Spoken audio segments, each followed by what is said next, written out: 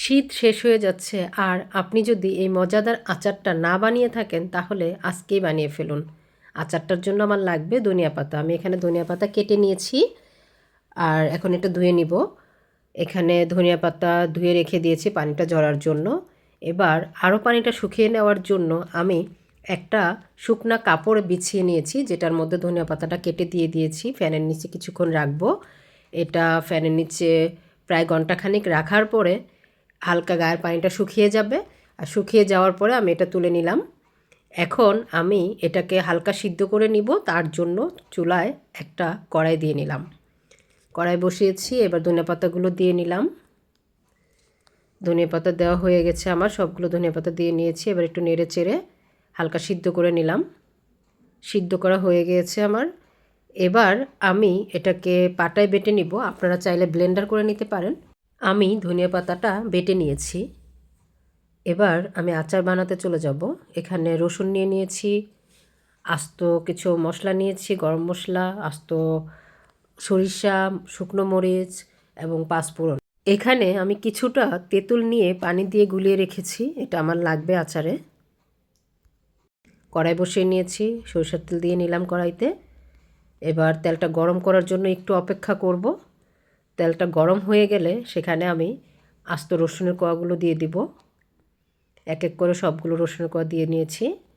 এবার শুকনো মরিচগুলো দিয়ে দিচ্ছি এবং সাথে যে মশলাগুলো ছিল সেগুলো দিয়ে নিলাম। একটু নেড়ে চেড়ে এবার হলুদ দিয়ে নিলাম। তারপরে ধনিয়া গুঁড়া, একটু মরিচের গুঁড়ো দিলাম।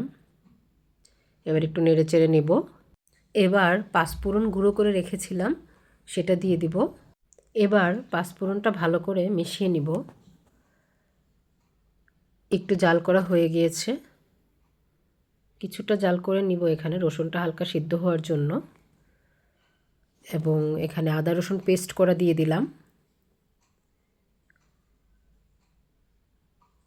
একটু মিশিয়ে নিব। সব মশলাগুলো মিশিয়ে নিয়েছি। এখানে একটু ভিনেগার দিয়ে নিলাম। এবার তেঁতুল নরম করে যেটা মেখে রেখেছিলাম সেটা দিয়ে দিলাম। তেঁতুলটা দিয়ে একটু নেড়েচেড়ে মিশিয়ে নিব।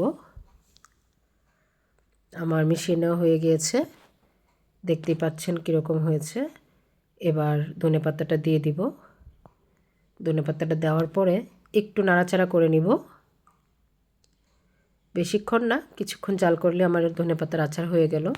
বেশি জাল দিব না, দিলে আচারটার ঘ্রাণটা নষ্ট হয়ে যাবে। এবার একটা বাটিতে নিয়ে নিচ্ছি। দেখতে পাচ্ছেন আমার আচার রেডি। এবার আপনি এটাকে একটা এয়ারটাইট বক্সে ভরে নিতে পারেন। ভরে নর্মালে নিচেও রেখে দিতে পারেন, ফ্রিজেও রাখতে পারেন।